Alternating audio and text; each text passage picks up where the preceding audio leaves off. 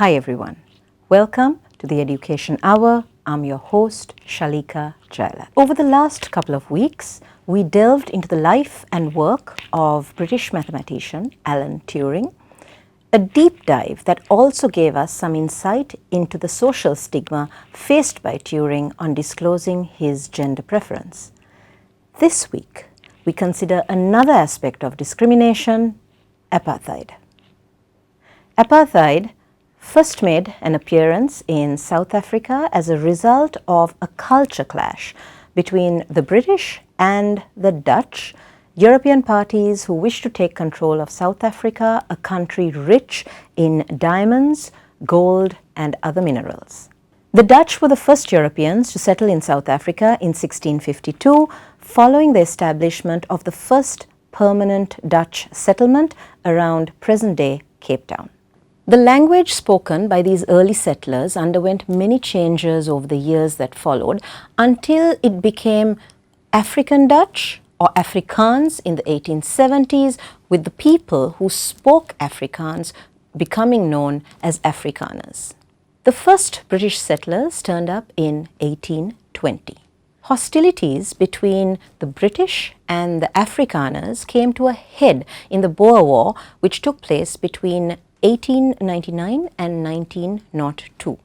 The British eventually defeated the Afrikaners and indigenous Zulu tribes and declared South Africa an independent country in 1910. Aware that the white ruling class was very much in the minority compared to the non-white population of South Africa, the white-controlled government of South Africa followed a policy of divide and conquer, where not only were whites separated from non-whites, but the non-whites too were separated into different groups based on race. Thus, South African society was divided up into groups of whites, blacks, coloreds meaning mixed race, and Asians as in Indians and Pakistanis. When the National Party came into power in 1948, this system was formalized and came to be known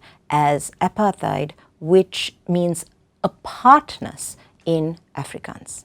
Apartheid made segregation part of the law in South Africa, laws which ensured that land and wealth remained in the hands of the white ruling class. Apartheid forced blacks, who totaled 19 million of the population, compared to the white population of 4.5 million, to move to poor rural areas known as homelands.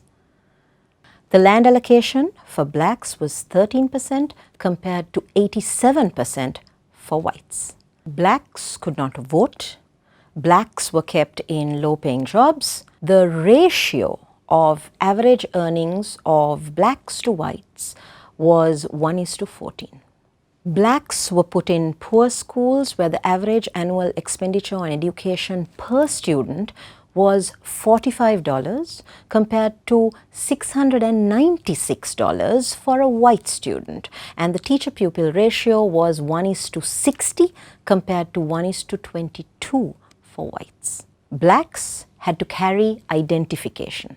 Separate schools, restaurants and hospitals were created for whites and blacks. The ratio of doctors to patients was 1:44,000 for blacks compared to 1:400 for whites.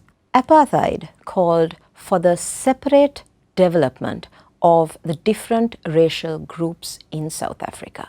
On paper, it appeared to call for equal development and freedom of cultural expression, but the way it was implemented made this impossible. Apartheid laws forced the different racial groups to live separately and develop separately. It tried to stop all intermarriage and social integration between racial groups. During apartheid, to have a friendship with someone of a different race generally brought suspicion upon you, or worse. More than this, apartheid was a social system which severely disadvantaged the majority of the population simply because they did not share the skin color of the rulers. Many were kept just above destitution because they were non-white.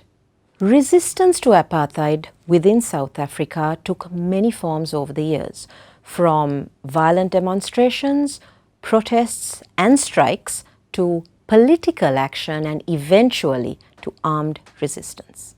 Together with the South Indian National Congress, the African National Congress, known as ANC for short, organized a mass meeting in 1952 during which attendees burned their passbooks. These passbooks were used during the years of apartheid in South Africa to classify anyone who wasn't white. The non-whites were forced to carry them at all times or risk being jailed or fined. Police stations would often conduct raids in the middle of the night to enforce the pass laws. The burning of passbooks occurred periodically over the years of struggle against the apartheid regime.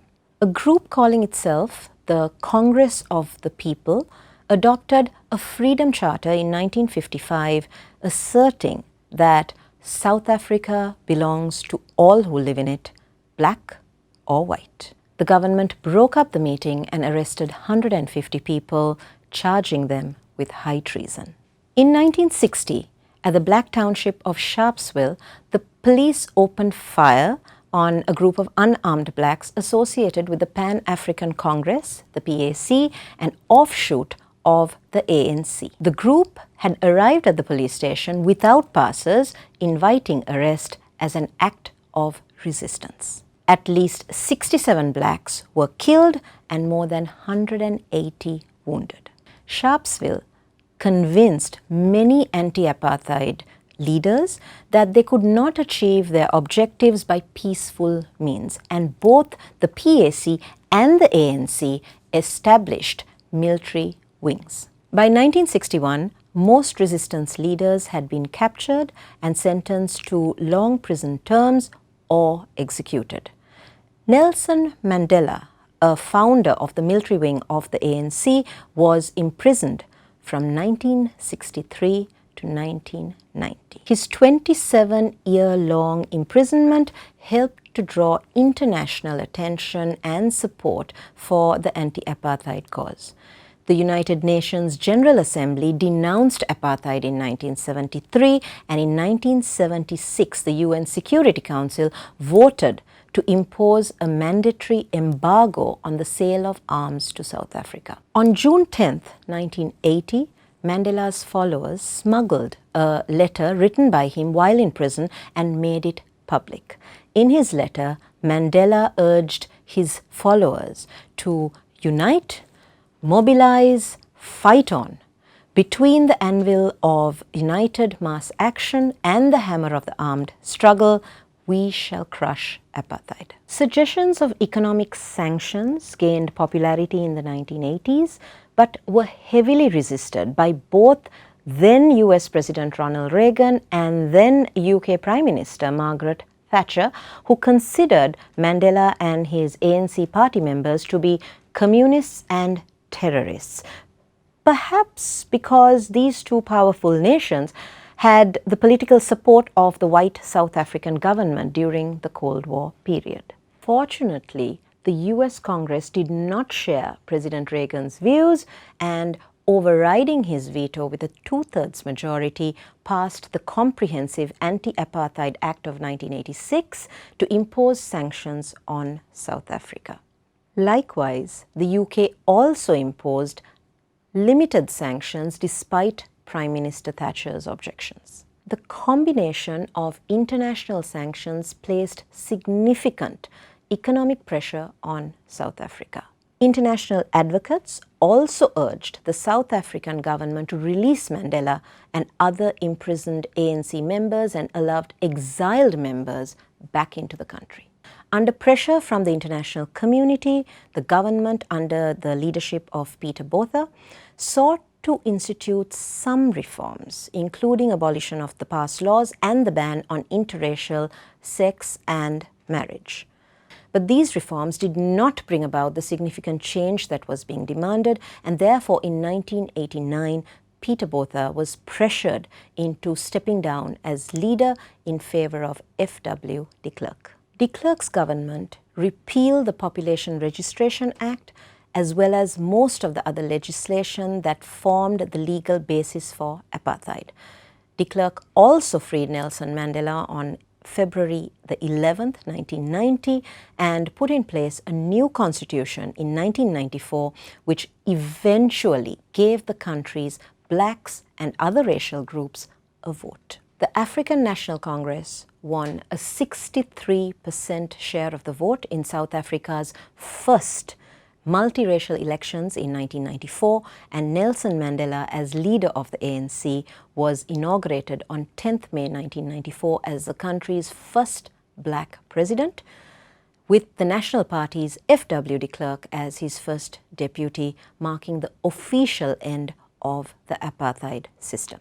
Mandela was the first non-white head of state in South African history, as well as the oldest head of state taking office at the age of 75.